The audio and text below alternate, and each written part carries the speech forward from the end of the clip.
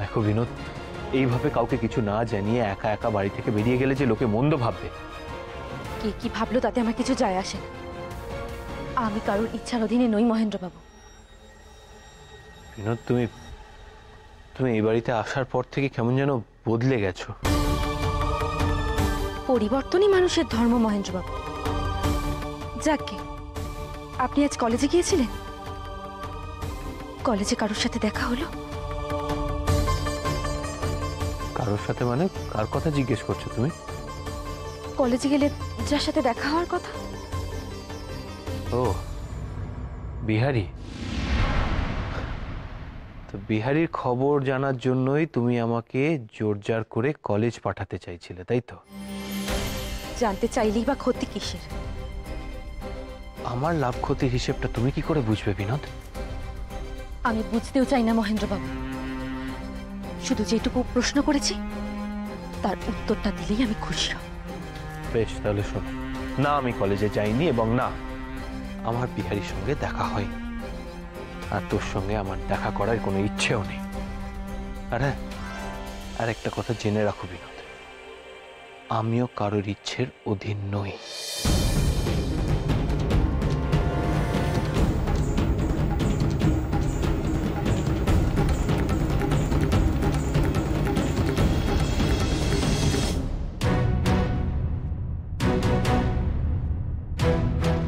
সুমি,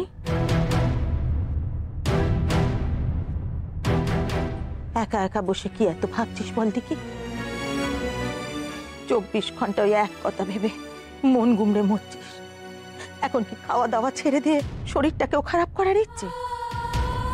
তাতে এবার কি ক্ষতি আছে মাসি? যার এই সংসারের প্রতি কোনো আগ্রহ নেই, তার শরীরই বা কি আর মনই বা কি? এখন কি থাকলো কি গেল তাতে আর কিছু আসে যায়নি মাসি। সে নয় বুঝলুম মা, কিন্তু পেটেরটার কি হবে সে কথা ভেবে দেখেছিস? তুই না খেলে যে তারও খাওয়া হয়নি, তাকে কি তুই শুকিয়ে মারতে চাস? মাঝে মাঝে কি মনে হয় জানো তো মাসি, মনে হয় যে আসছে সে যদি না আসতো তো। চুপ চুপ চুপ মুখ করি। এ কথা আমাকে বলেছিস, আর কাউকে বলিস নে। দিদি এ কথা শুনলে কত কষ্ট পাবে ভেবে দেখেছিস একবারও? কিন্তু মাসি আমি একা তাকে কি করে বড় করব বলতে পারো? তুই একা কোথায় মা? আমরা সবাই তো তোর সঙ্গে আছি, সবাই। দিদি, ও দিদি, ও তুমি খাবে বুঝি? এ তো ভারী মুশকিল হলো গো। ওমা, ওর খাওয়ার সঙ্গে তোমার মুশকিলের কি সম্পর্ক বুঝলাম না তো। আসলে বড় জ্যাঠাইমা আমাকে বলল বাক্স থেকে পুজোর বাসনগুলো বের করে নিতে। তা যাও না, বাসনগুলো বের করে নাও। আমার কাছে তো চাবি নেই। মানে দিদি, তুমি যদি আমাকে চাবিটা দাও তাহলে আমি বাসনগুলো বের করে নিতে পারি। একটু দাঁড়াও, দিচ্ছি।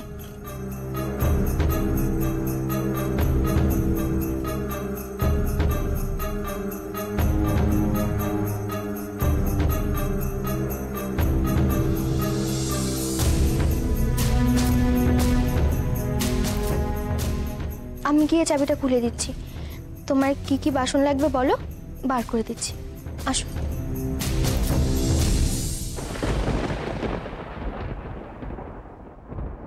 চাবি আমার হাতে যতই না দাও, কোথায় রাখো সেটা তো আমাকে দেখিয়ে দিলে। এবার বাকিটা তো যমুনার বা হাতের খেল।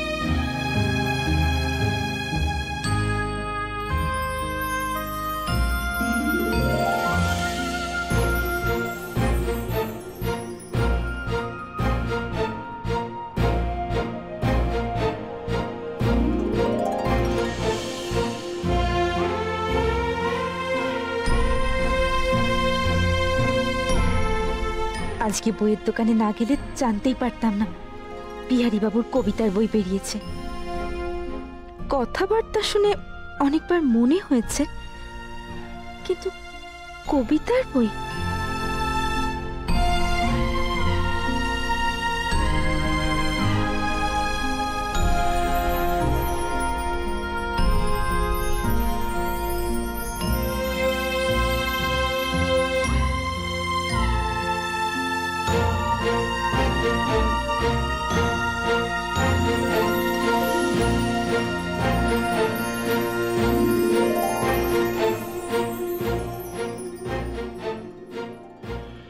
বিনোদ,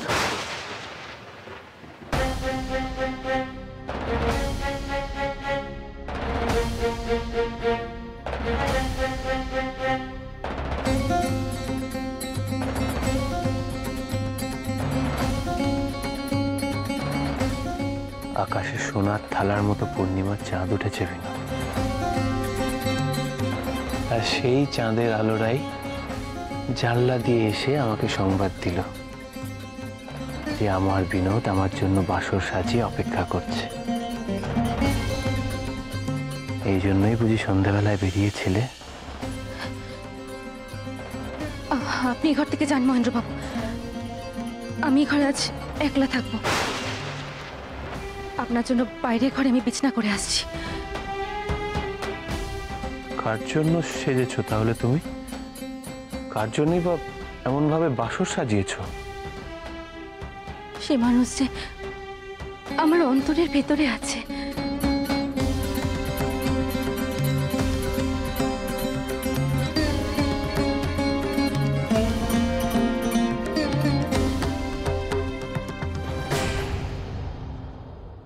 তার মানে তোমার ওই অন্তরের মানুষ হলো বিহারী? না, আপনি আপনার ওই মুখে ওনার নাম উচ্চারণ করবেন না। কেন? কেন বিনোদ? আজ হঠাৎ বিহারী তোমার কাছে সাধু পুরুষ হয়ে গেল কি করে? উনি যে চিরকালের নিষ্পাপ, ভোরের শিশিরের মতো নির্মল, গঙ্গা জলের মতো পবিত্র। চুপ করো, একদম চুপ করো বিনোদ। এ হতে পারে না। তুমি আমাকে ছেড়ে ওই বিহারীকে কিছুতেই ভালোবাসতে পারো না। আমি আমার হৃদয়ের মধ্যে যে উনি আছেন, আপনি কিছুতেই সেখান থেকে ওনাকে বার করতে পারবেন না। বিনোদ, তুমি আমার সাথে এরকম মিথ্যাচার করতে পারো না। আমি তোমার জন্য, শুধুমাত্র তোমার জন্য আমার বাড়ি, আমার সংসার, আমার মা, আশা সবাইকে ছেড়ে চলে এসেছি। আপনি অনুতাপ করছেন মহেন্দ্রবাবু? না বিনোদ, মহেন্দ্র মুখুজ্জে কোনো কিছু নিয়ে অনুতাপ করে না। তার যেটা চাই সে সেটা কেড়ে আদায় করে। সবকিছু জোর করে কেড়ে নেওয়া যায় না মহেন্দ্রবাবু। তাই আমি যদি এখন তোমার উপর জোর ফলাই? আমি জানি আপনি আমার রক্ষক, আপনি আপনার থেকে আমাকে রক্ষা করবেন। আপনার প্রতি সে বিশ্বাস আমার আছে। যাক, আমার প্রতি এখনো ওইটুকু বিশ্বাস, ওইটুকু শ্রদ্ধা অবশিষ্ট আছে। তাহলে তা না হলে যে আমি আত্মহত্যা করে মরতাম, আপনার সাথে বাড়ি ছেড়ে চলে আসতাম না। তা সেটাই করলে না কেন? কেন তোমার ওই বিশ্বাসের ফাঁস আমার গলায় জড়িয়ে আমার বাড়ি, আমার সংসার, আমার পরিবার, আমার সবকিছু ছেড়ে আসতে বাধ্য করলে আমাকে? বলো বলো, কেন করলে?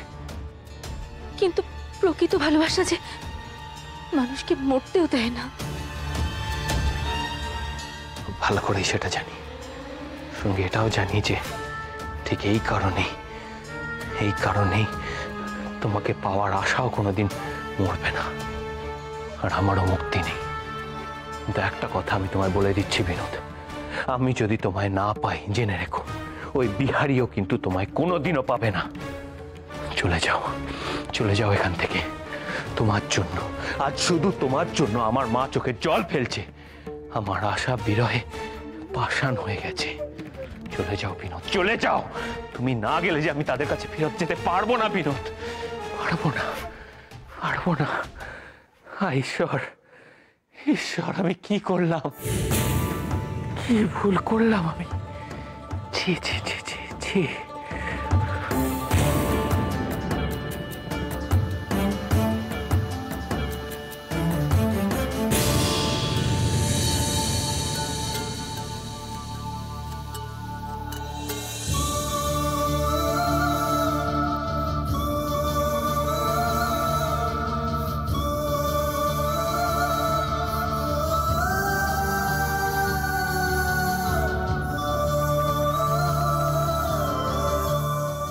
না না, এ অসম্ভব। আমি আমি পারবো না।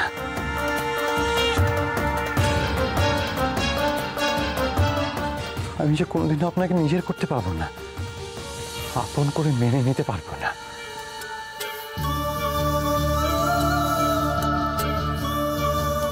আমি কোনোদিন আপনাকে সুখে রাখতে পারবো না। আপনি যান, যান আপনি।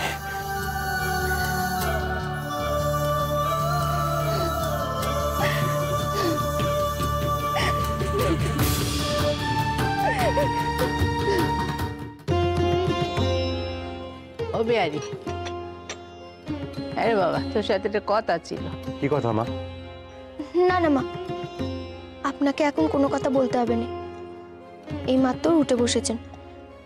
বিহারী ঠাকুরপো তো আর কোথাও পালিয়ে যাচ্ছেন না। আপনি কালকে বলবেন খন। না রে মা, আমি ঠিকই আছি, আমার কিচ্ছু হয়নি। শরীরের যা অবস্থা দেখছি, তাতে যদি আর বলার সুযোগ না পাই।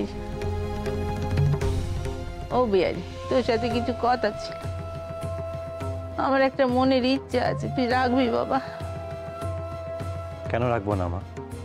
তুমি বলো না কি করতে হবে। তুই কালই ওই উকিল বাবুর কাছে যা, গিয়ে বল আমার স্থাবর অস্থাবর সব সম্পত্তি আমি বৌমার নামে লিখে দিতে চাই। সেই মতো যেন কাগজ লিখে নিয়ে আসে।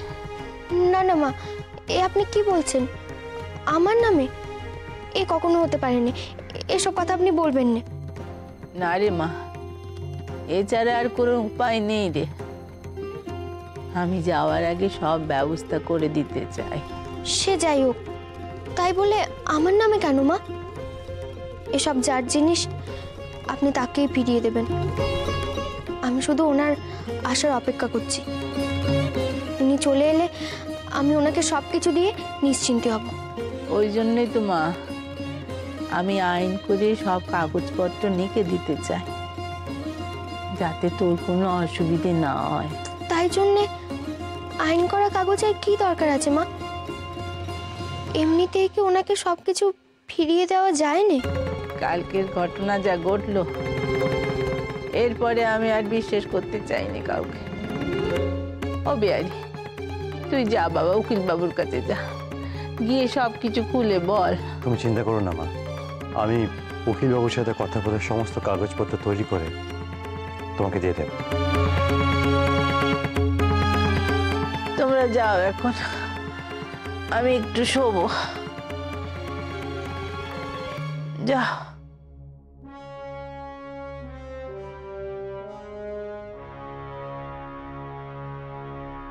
জয় রাধা মাধব।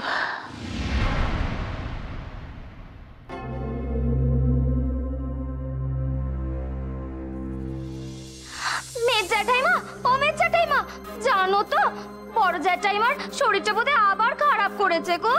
উমা, দিদির শরীর খারাপ? আমাকে তো কেউ কিছু বললো না। তুমি কি করে জানলে? আমি দেখলুম বড় জ্যাঠাইমার ঘরে এখনো আলো জ্বলছে। আর বিহারী ঠাকুরপো দিদিকে দেখে তো মনে হলো খুব চিন্তিত। কি যেন আলোচনা করছে। আলোচনা? কি আলোচনা করছে কিছু শুনতে পেলে? ও মা, সে আমি কি করে শুনবো? আমি কি আর আড়ি পাততে গেছি নাকি? তাহলে কি করে বুঝলে যে দিদির শরীর খারাপ করেছে?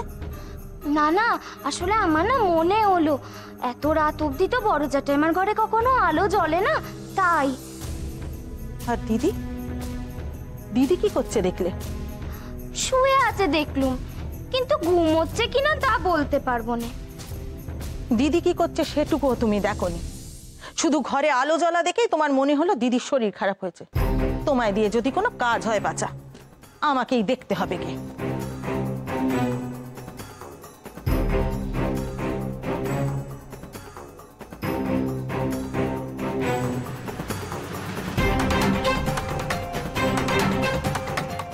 এবার এবার আর যমুনাকে পায় কি?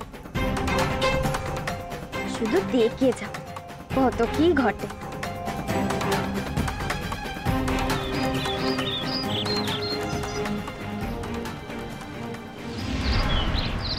ও সরজু, আজ কি রান্না করবি সে কথাটা বড় মার কাছ থেকে একবার জেনে এসেছিস তো? না মানে বড় মার তো শরীর খারাপ, তাই আর আমি বড় মাকে আর বিরক্ত করিনি। সে কি বাচ্চা, বড় মার শরীর খারাপ সে কথা ঠিকই, কিন্তু আজকে তো দিদি অনেক ভালো আছে, একবার জেনে আসলে পারতি মা। ওমা তাই বুঝি? দিদির শরীর আরো ভালো আছে আগের থেকে? খুব ভালো কথা। তাহলে ওই সমুরা অষ্টমঙ্গলাটা সেরে আসুক, কি বলো? হ্যাঁ, কি বলছিস কি ছোট? দিদি বিছানায় উঠে বসেছে সে শুধু মনের জোরে, আবার তেমন কিছু হলে হয়তো দেখবি আবার বুক ধরে বসে পড়লো। না না, সমুদ্রের অষ্টমঙ্গলায় গিয়ে কাজ নেই।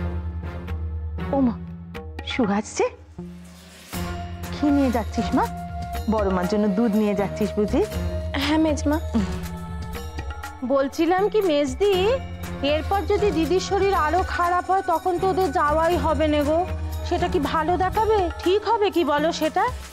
আমি এক বরং কাজ করি জানো, আমি বরঞ্চ দিদির কাছে গিয়ে কথাটা পারি, দিদি যদি মত দেয় তাহলেই ওরা কি যাবে। বলছিস কি ছোট? একদম ওসব করতে যাস নে। কবরেজ মশাই কি বলেছে সে কথা তোর মনে নেই? কবরেজ মশাই বলে গেছেন দিদির মনের মধ্যে আবার যদি কোনো অশান্তি হয় দিদির আবার শরীরখানা খারাপ করবে। কিন্তু মেজদি আমি বলছিলাম যে মেজমা তো ঠিক কথাই বলছে। বড় মাকে এই অবস্থায় একা ছেড়ে আমার পক্ষে আজকে বাড়ি থেকে বেরোনোটা উচিত হবে না। না না না, একটা কাজ করলে হয়তো সমু বৌমাকে নিয়ে ও বাড়িতে পৌঁছে দিয়ে আচার অনুষ্ঠান সেরে চলে আসলেই হলো, রাতটা না থাকলেই হলো। তাছাড়া আমরা তো এখানে আছি। ঠাকুরপো অবশ্য এই কথাটা খারাপ বলেনি, তবে আমার একটা কথা আছে, আজ অষ্টমঙ্গলায় বউকে নিয়ে শুধু সময় যাবে, আর কেউ এ বাড়ি থেকে যাবে না। সুহাস, তুই আর দাঁড়িয়ে থাকিস না মা, যা, দুধটা ঠান্ডা হয়ে যাচ্ছে, যা দেখি। আচ্ছা যাচ্ছি। দেখো মেজদি, তুমি কেন যে সমুকে বারণ করছো সেটা আমি খুব ভালোই বুঝতে পারছি, কিন্তু ওই দিদি দিদি দিদি এখন এসব কথা থাক না, তুমি এখন ওসব মনে রেখো না তো। এমনিতেই এই বাড়িতে তো ঝামেলার কিছু কম নেই, তুমি আর ঝামেলা বাড়িও। শুনছেন, বিহারী বাবু বাড়ি আছেন? আপনি কে বলুন তো? বিহারী বাবুকে আপনার কি দরকার? আমি ব্যাংক থেকে এসেছি, বিহারী বাবুর সঙ্গে আমার কিছু কথা আছে। ও, আপনি একটু অপেক্ষা করুন। সরজু, যা দেখি মা, বিহারী দাদা কোথায় আছে দেখে তো। আমার হৃদয়ের মধ্যে যে উনি আছেন, আপনি কিছুতেই কিছুতেই সেখান থেকে ওনাকে বার করতে পারবেন না।